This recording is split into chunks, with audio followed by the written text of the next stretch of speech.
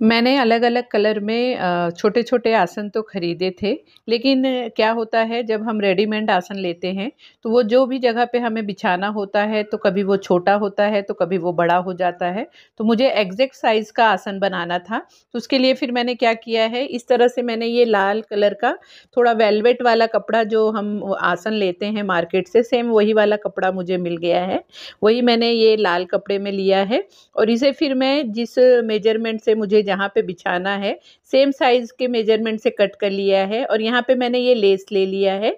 Less देखिए उस पे स्वस्तिक बना है और कलश बना हुआ है, बड़ा सुंदर सा है और ये पूरा बंडल मुझे ₹120 का पड़ा है। अगर मैं मीटर से ले रही थी तो मुझे ₹20 मीटर मिल रहा था, लेकिन इस तरह से तो उसमें 20 मीटर है और मुझे ₹120 का मिल गया, तो आप देख सकते हैं ये कितना सस्ता पड़ा है। तो इसे मैं इसका ही मैं आसन बनाऊँगी, जहाँ पे मुझे माता रानी का जहाँ पे मैं उनका सेटअप करूँगी, जहाँ पे चौकी लगाऊँगी, तो वहाँ पे मुझे इस तरह से लाल कलर का ही आसन बनाना था। तो यहाँ पे मैंने सेम साइज़ में जहाँ पे जिस मतलब जगह पे ये बिछाना है, तो सेम साइज़ में मैंने इसे कट कर लिया है और बहुत ही आराम से ये लेस लग जाता है। देखिए, दोनों तरफ से हमें मतलब चारों तरफ से कपड़े को घुमाते हुए लेस को और इसे पूरा अटैच कर लेना है और यहाँ पे ये वेलवेट का कपड़ा है, तो इसे जब हम कट करते हैं तो उसे हमें मतलब फ़ोल्ड करने की भी ज़रूरत नहीं पड़ती है। उसमें का जो जैसे कि नॉर्मल कपड़े को हम काटते हैं तो उसमें से धागा निकलते जाता है, लेकिन इसमें बिल्कुल धागा नहीं निकलता है। मैंने जो मेरे रेडीमेड वाले आसन लिए थे, उसे मैंने देखा, तो उसी हिसाब से फिर मैंने इसे बनाया है। तो बड़े ही आराम से और बहुत ही सुंदर सा देखिए आसन बन गया है। ये वेलवेट का कपड़ा जो मतलब ₹150 मीटर में मुझे मिला है। अगर हम आधा मीटर भी कपड़ा ले लेते हैं और ये लेस लेके रख लेते हैं, तो काफ़ी सारे आसन हम बना सकते हैं घर पे ही। सीधा-सीधा हमें सिलाई करना रहता है और बाहर तो मतलब एक-एक आसन हमें साइज़ के हिसाब से मिलते हैं, काफ़ी महँगे पड़ते हैं। तो ये वाला आइडिया मुझे बड़ा अच्छा लगा, तो अब तो मैंने सोचा है कि अब अगली बार से जो भी कलर के मुझे आसन बनाने होंगे, तो सभी कलर के मैं इस तरह से ये वेलवेट का कपड़ा लेके रख लूँगी और जो कलर के मुझे आसन की ज़रूरत होगी, तो मैं घर पे ही इसे बना लिया करूँगी। तो देखिए काफ़ी सुंदर सा और बहुत ही अच्छे साइज़ में मतलब जो साइज़ मुझे चाहिए था, मेन मेरा पर्पज़ यही था इसे घर पे बनाने का कि मैं आसन लेती थी तो कभी छोटा होता था, कभी बड़ा होता था, तो वो उसके लेस नीचे की तरफ लटकने लगते थे। तो मुझे सेम जहाँ पे भी बिछाऊँ तो पूरा लेस उसके साइड में बॉर्डर पे दिखे तो दिख के अच्छा लगता है, तो इसलिए मैंने इसे बनाया है।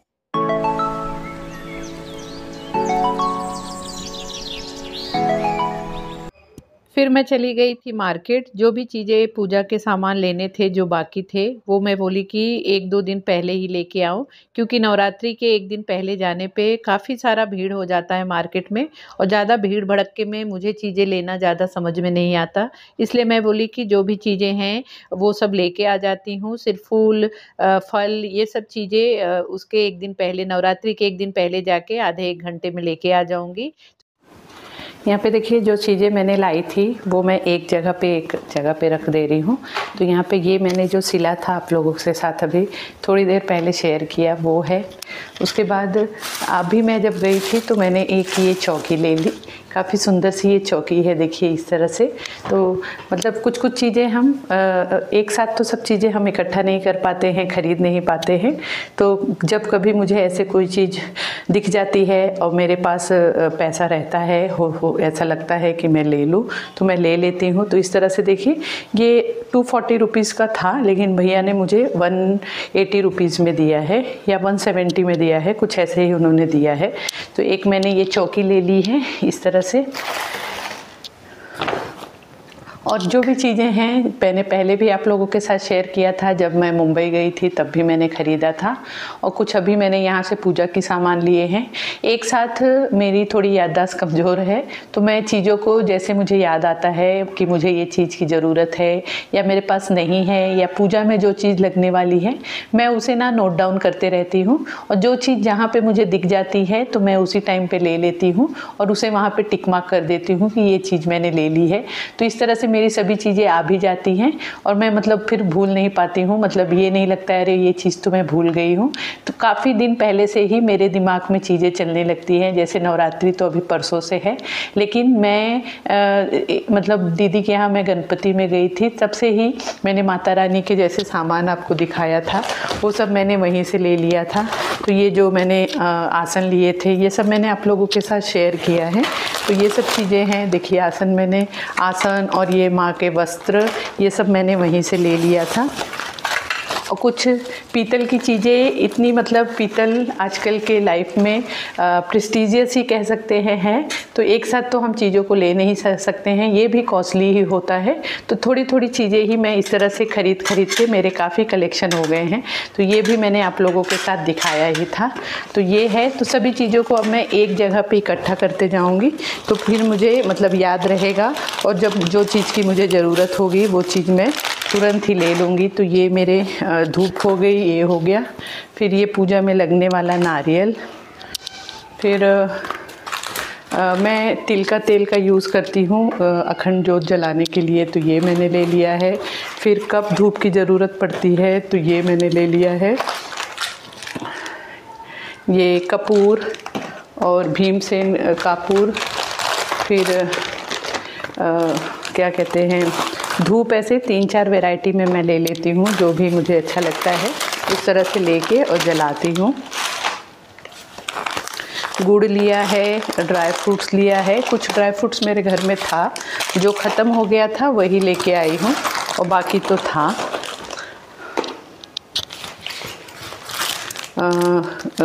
ये हो गया, बाती हो गई। फिर अलग से मतलब चावल, साफ़ चावल लिया है, अक्षत लिया है, जो मतलब हमें अष्टकमल दल बनाने के लिए कलरफुल चावल में रंगती हूँ वो, और मतलब अक्षत के लिए तो इस तरह से ये साफ़ अलग से ले लिया है। और फिर इसमें जो भी मतलब ये सब ले लिया है, हवन सामग्री जो नवग्रह लकड़ी होती है वो है, फिर हवन सामग्री है, आम की लकड़ी है, ये सब चीज़ें इसके अंदर हैं। उसके बाद यहाँ पे क्या है, जौ है, ये क्या है, इत्र है, फिर इसमें हल्दी की गांठ है, जनेऊ है, कमल गट्टा है, जो भी छोटी मोटी चीज़ें हमें लगती हैं, हाँ सुपारी है, ये सब चीज़ें यहाँ पे आ गई हैं। तो इस तरह से चीज़ें मेरी आ गई हैं। अब सिर्फ मुझे चीज़ों को अच्छे से जगह पे व्यवस्थित करना है, चीज़ों को अरेंज करना है, और माता की चौकी सजानी है। इस बार ज़्यादा कुछ चौकी नहीं सजाऊंगी, क्योंकि जैसे मैंने आपको लास्ट वीडियो में दिखाया था कि डाइनिंग टेबल यहाँ से मैंने मूव कर दिया है अंदर बेडरूम में, ये जगह मैंने खाली किया है कुछ और काम के लिए, आगे आपको वीडियो में पता ही चलेगा। तो यहाँ पे छोटे से टेबल पे मैं माता की चौकी सजाऊंगी, वो भी आपको देखने को मिलेगा। इस तरह से मेरी मैक्सिमम पूजा की चीज़ें आ गई हैं। सिर्फ वही बचा है, जैसे कि फल हुए, फूल हुए, दूध हुआ, ये सब चीज़ें कल लाऊंगी, मतलब नवरात्रि के एक दिन पहले लाऊंगी, और बाकी सब चीज़ें मेरी आ गई हैं। मुझे बार बार मार्केट भाग के दौड़ के जाना नहीं पड़ेगा। तो अब चीज़ें सब एक जगह पे इकट्ठा हो गई हैं, तो अब इसे सिर्फ मुझे घर में सभी चीज़ों को अच्छे से एडजस्ट करना है। पूजा में काफ़ी सारी चीज़ें लगती रहती हैं। देखिए इतना सारे सामान हो गया है, तो यहाँ पे मैं क्या कर रही हूँ, एक ये कंटेनर ले लिया है और एक इस तरह से ये छोटा सा ऑर्गेनाइज़र ले लिया है। इसमें जो भी आसन है या माँ का वस्त्र है, ये सब चीज़ें इसमें एडजस्ट कर दूँगी। उनके जो भी मतलब ज्वेलरी ये सब है, श्रृंगार का सामान है, इसमें एडजस्ट कर दूँगी, और बाकी सब चीज़ों को इस कंटेनर में एडजस्ट कर दूँगी। तो जब भी मुझे पूजा के टाइम पे, मतलब जब सब चीज़ों को एडजस्ट करने लगूंगी, तो एक ही जगह मिलेगा, एक ही जगह पे रहेगा, तो फटाफट मेरी तैयारी हो जाएगी।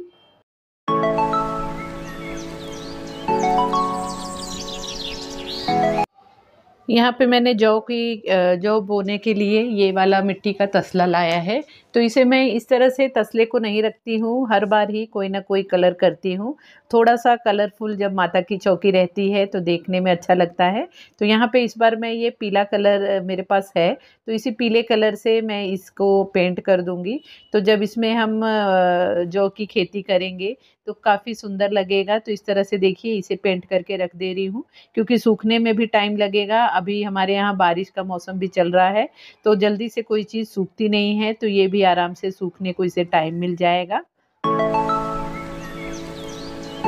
9 दिन की नवरात्रि में 9 दिन इतने सारे काम होते हैं, पूजा-पाठ में इतना टाइम चला जाता है कि दूसरे कामों के लिए हमें टाइम नहीं मिलता है। और मेरा तो ऐसे होता है कि मैं मतलब हस्बैंड और बेटे के लिए खाना-वाना बनाने में, रेगुलर काम करने में और भगवान की पूजा-पाठ और उनकी सेवा करने में, उसके बाद मैं अपने लिए ज़्यादा कुछ फरार बनाने की कोशिश नहीं करती हूँ। ऐसे ही मतलब कुछ भी फ्रूट या ऐसे खा के मतलब 9 दिन निकाल देती हूँ। लेकिन इस बार मैंने सोचा है कि थोड़ी-सी तैयारी पहले से करके रखूँगी। तो यहाँ पे मूँगफली का जो भी कुछ बनाती हूँ थोड़ा बहुत, तो उसमें मूँगफली का यूज़ होता है। तो मैं यहाँ पे मूँगफली को पहले से ही फ्राई करके मतलब भून के रख दे रही हूँ, क्योंकि मूँगफली को भी भूनने में काफ़ी टाइम लग जाता है। तो इसे भी पहले से भून के रख दूँगी, तो मेरा ये वाला टाइम बच जाएगा।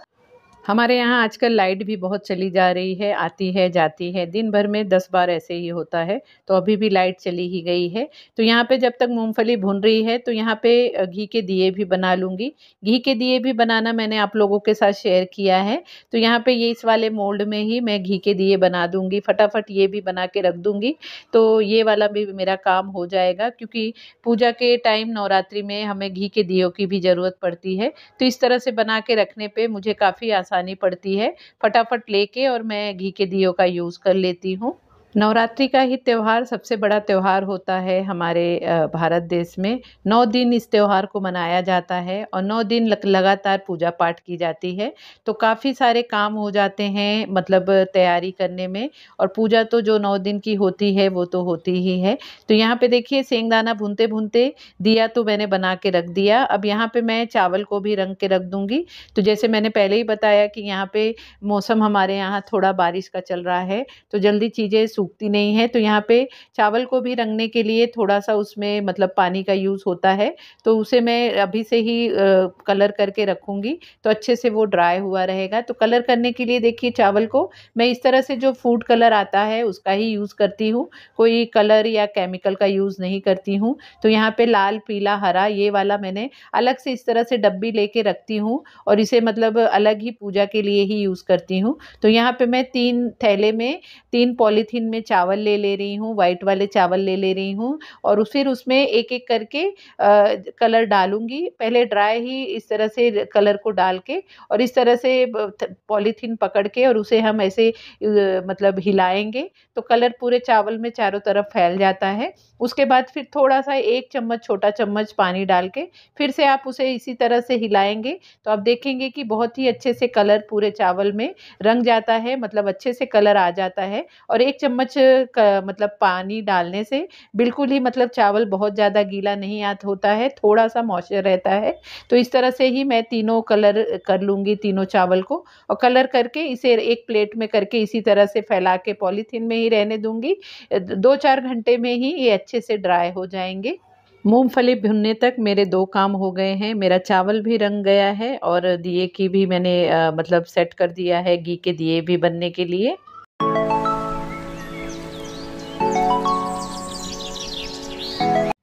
जौ को बोने के लिए मिट्टी की ज़रूरत पड़ेगी, तो मिट्टी यहाँ पे थोड़ी-सी मेरी गीली है, उसमें मॉइस्चर है, तो उसे मैं छान तो नहीं सकती हूँ, तो इसी तरह से उसमें अगर बड़े-बड़े कोई पत्थर हैं, तो उसे मैं निकाल दूँगी और इसे थोड़ी देर गैलरी में, जैसे 2 दिन का भी टाइम है, तो 2 दिन में वो थोड़ा-सा नॉर्मल हो जाएगा अगर मौसम ठीक रहेगा तो। तो इसे इसी तरह से साफ़ करके और रख दूँगी। अगर मिट्टी को अच्छे से छान के रखते हैं और उसमें कंकड़-पत्थर, कुछ बड़े पत्थर नहीं होते हैं, तो हमारी जो हम जौ की खेती करते हैं तो बहुत अच्छे से वो उगता है जौ हमारा। पूजा में जो छोटी-छोटी चीज़ें हमें लगती हैं तो उसे रखने के लिए मैं इस तरह का एक ये मतलब प्लास्टिक का ही है, लेकिन इस तरह से अलग-अलग इसमें देखिए कंपार्टमेंट बने हैं, तो इसका ही यूज़ करती हूँ। तो इसमें ही जैसे लौंग, इलायची, सुपारी, कमलगट्टा या खड़ी हल्दी की गाँठ, रक्षा, ये सब चीज़ों को इसमें ही रख देती हूँ, जिससे कि मुझे ईज़ी पड़ता है पूजा के टाइम चीज़ों को लेने के लिए। तो अच्छे से इसमें ये सब चीज़ें सेट हो गई हैं। उसके बाद जो प्रसाद की चीज़ें होती हैं भगवान को, माता रानी को भोग लगाने के लिए, तो उसे भी मैं अलग-अलग करके रख देती हूँ एक ही जगह पे। जैसे कि पूजा के टाइम फिर हमें बार-बार उठ के लेना नहीं पड़ता है। तो जहाँ पे माता की चौकी बिठाऊँगी, वहाँ पे ही सब चीज़ों को रख दूँगी और 9 दिन वहीं से लेके आराम से चीज़ों को अपना भोग लगा दूँगी या पूजा पाठ कर लूँगी। तो यहाँ पे एक डब्बे में इस तरह से मतलब पंचमेवा का भोग लगता है माता रानी को, तो पंचमेवा, मखाना ये सब रख दे रही हूँ। और बतासा भी माता रानी को बहुत प्रिय होता है, लेकिन आज मुझे बतासा नहीं मिला है, तो जिस दिन फूल लेने जाऊँगी तो बतासा भी ले लूँगी, तो उसे इस डब्बे में सेट कर दूँगी। और साथ ही इस तरह से खड़ी शक्कर और ये रामदाना भी मैं रखती हूँ, क्योंकि 9 दिन अलग-अलग भोग माता रानी को लगाना रहता है, तो इसे भी इसमें इस तरह से बॉटल में सेट कर दे रही हूँ।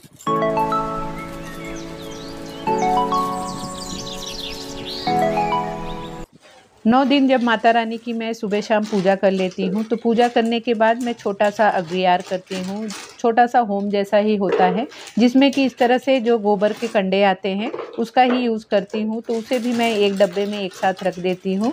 ये वाले गोबर के कंडे मतलब जो पूजा के सामान मिलता है जहाँ पे, वहीं पे ये भी मिल जाते हैं, तो उसे भी मैं इस तरह से एक डब्बे में निकाल के रख देती हूँ। साथ ही जो भी ये धूप, अगरबत्ती ये सब चीज़ें होती हैं, इतनी सारी ले लेती हूँ कि वो अगर अलग-अलग जगह पे रख देती हूँ तो फिर मुझे याद ही नहीं रहता है।